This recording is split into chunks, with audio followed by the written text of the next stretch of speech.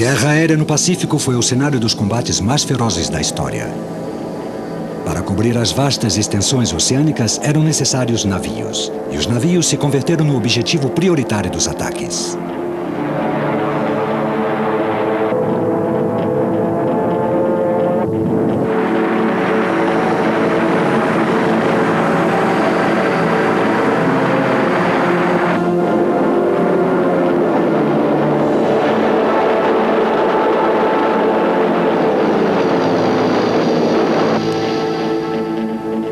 Tudo sobre aviões de combate.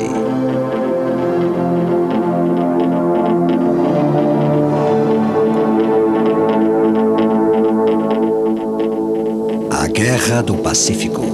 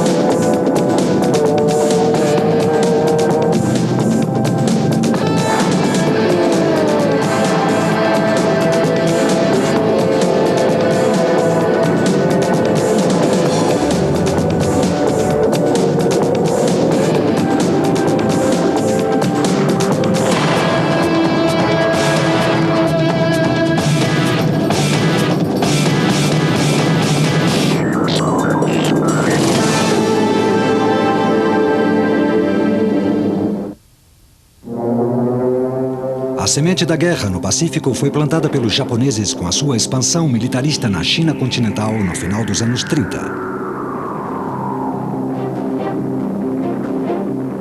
Como a Legião Condor alemã, durante a Guerra Civil Espanhola, os japoneses também ganharam muita experiência no uso do poderio aéreo como arma de terror.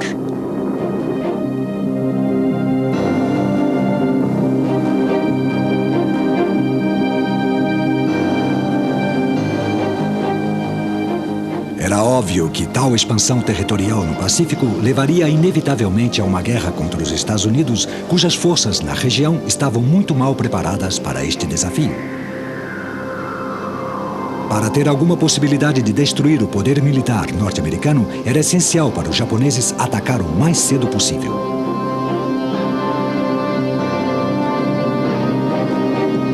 Enquanto os diplomatas japoneses e norte-americanos se reuniam em Washington para tentar evitar a guerra, uma enorme força expedicionária japonesa, que incluía 6 porta-aviões de ataque, zarpou rumo à base da US Navy em Pearl Harbor, no Havaí.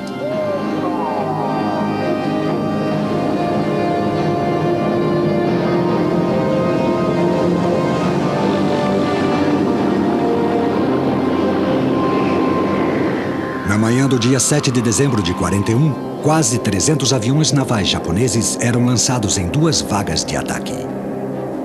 Aproximadamente 2/3 desta força eram formados por bombardeiros de mergulho Val e bombardeiros torpedeiros Kate.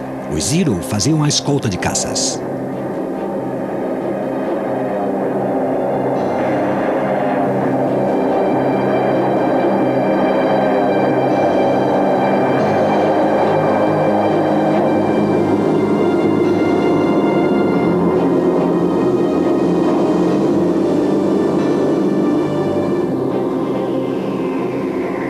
O ataque foi realizado absolutamente de surpresa.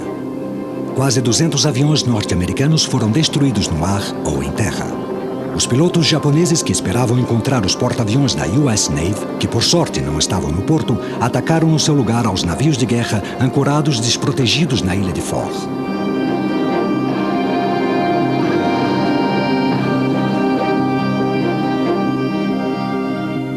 5 deles foram afundados ou sofreram danos graves. Muitos outros navios também foram destruídos. O custo total para os japoneses foi de apenas 29 aviões perdidos. No momento em que o último deles aterrissava a bordo de seus porta-aviões, no começo da tarde, os Estados Unidos já haviam entrado na guerra. A surpresa estratégica não foi menor para os britânicos no Sudeste Asiático. A Península da Malásia e a base naval de Singapura eram as únicas defendidas por forças importantes.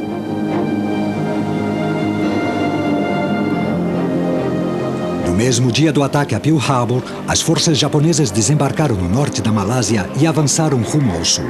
A oposição dos caças da RAF foi rapidamente esmagada. Desprovidas de proteção adequada, as defesas de Singapura foram dizimadas pelos bombardeiros antes de um ataque terrestre em grande escala.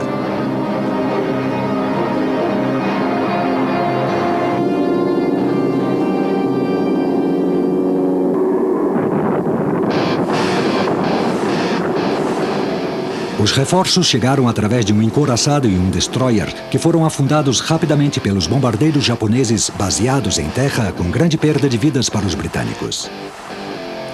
Singapura se rendeu em 15 de fevereiro de 42.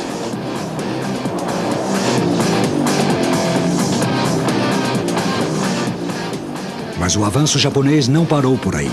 Igualando a velocidade e a ferocidade da Blitzkrieg, ou ofensiva relâmpago alemã na Europa, os japoneses continuaram avançando pelo Pacífico.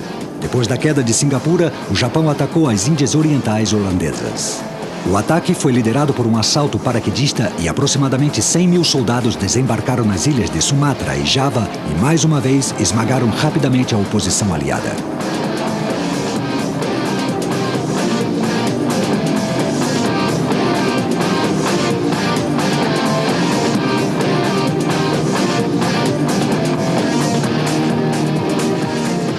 A captura das Índias Orientais deixava os bombardeiros japoneses à distância adequada para atacar as cidades do norte da Austrália.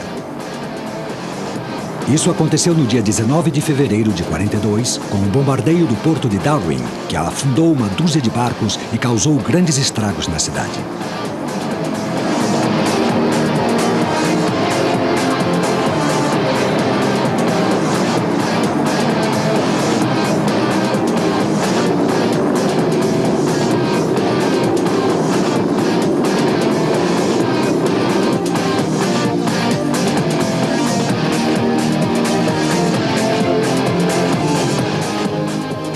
A leste ocorreu um assalto paralelo contra as forças norte-americanas nas Filipinas. Os bombardeiros japoneses atacaram o arquipélago a partir de bases na ilha de Taiwan.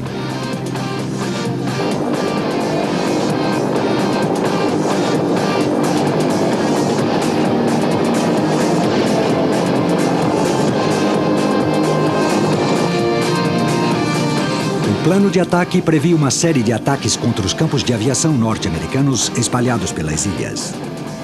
O assalto anfíbio contou com o apoio dos navios de guerra da Marinha Imperial Japonesa.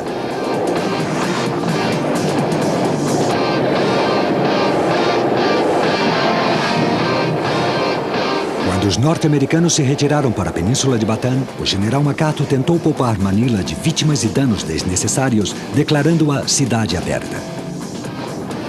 Os japoneses o ignoraram e submeteram a cidade a uma série de selvagens ataques aéreos. Em toda parte, iam caindo os arquipélagos e as ilhas. Em uma questão de meses, os aliados tinham perdido para os japoneses praticamente todas as ilhas entre o continente asiático e a Austrália. O custo humano e material foi gigantesco. Somente um fator salvou a estratégia norte-americana no Pacífico: a sobrevivência dos seus porta-aviões. E foi um porta-aviões que trouxe o primeiro raio de esperança depois de 4 meses de inúmeras derrotas e desastres. Dirigida pelo tenente-coronel James Doolittle, esta operação era nada menos do que um bombardeio aéreo sobre Tóquio realizado por 16 bombardeiros B-25 Mitchell da US Navy.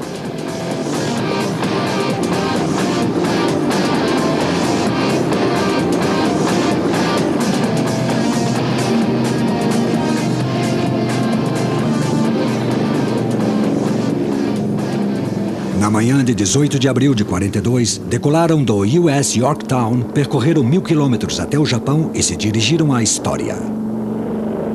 O bombardeio sobre Tóquio causou poucos danos materiais e todos os aviões foram perdidos depois de aterrissagens forçadas na China, mas o efeito moral para os Estados Unidos foi enorme.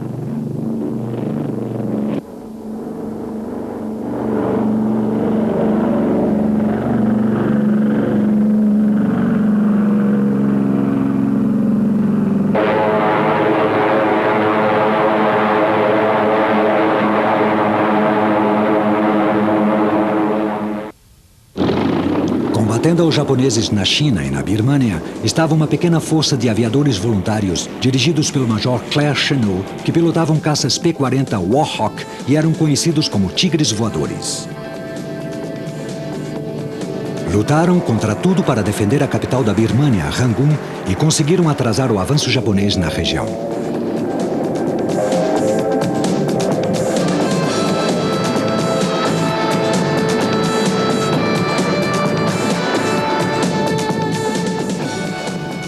Quando os aliados foram expulsos da Birmânia, utilizaram os campos de aviação do norte da Índia para reabastecer os nacionalistas chineses que combatiam japoneses no sudeste da China. A operação implicava na criação de uma ponte aérea intensiva sobre a cordilheira do Himalaia. Esta ponte acabou sendo providencial durante as últimas fases da guerra, quando os aliados passaram para a ofensiva contra o Japão.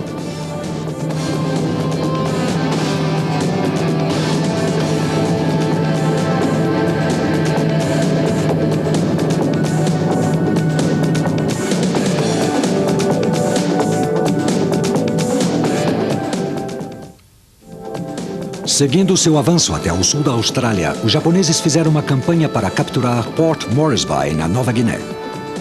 Isso levou ao primeiro confronto importante entre forças japonesas e as da US Navy no Mar de Coral.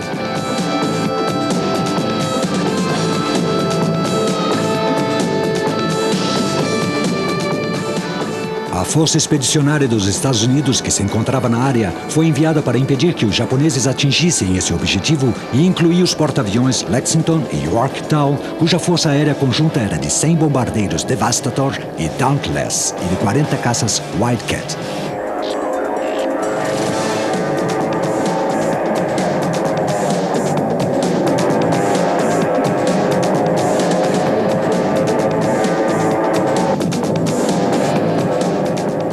O seu objetivo era atacar um grupo de invasão japonês composto por 70 navios. O poder aéreo incluía 140 bombardeiros e caças embarcados em 3 porta-aviões, apoiados por 120 bombardeiros da base terrestre de Rabaul.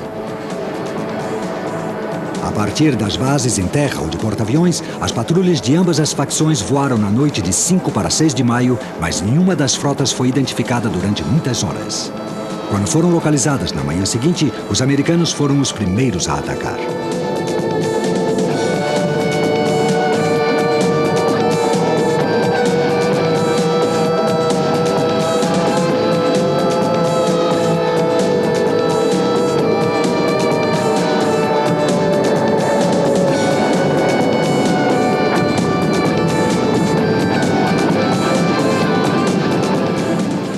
"75 Devastator e Dauntless bombardearam e afundaram o porta-aviões leve Soho.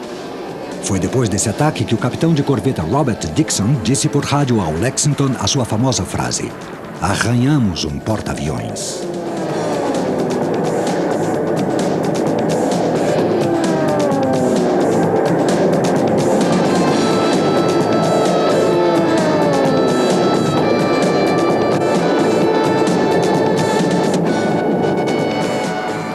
Mas no dia seguinte, os bombardeiros japoneses contra-atacaram, bombardeando 2 porta-aviões norte-americanos. Tendo sofrido graves danos, o Lexington teve de ser afundado por torpedos norte-americanos e se tornou o primeiro porta-aviões norte-americano perdido na guerra.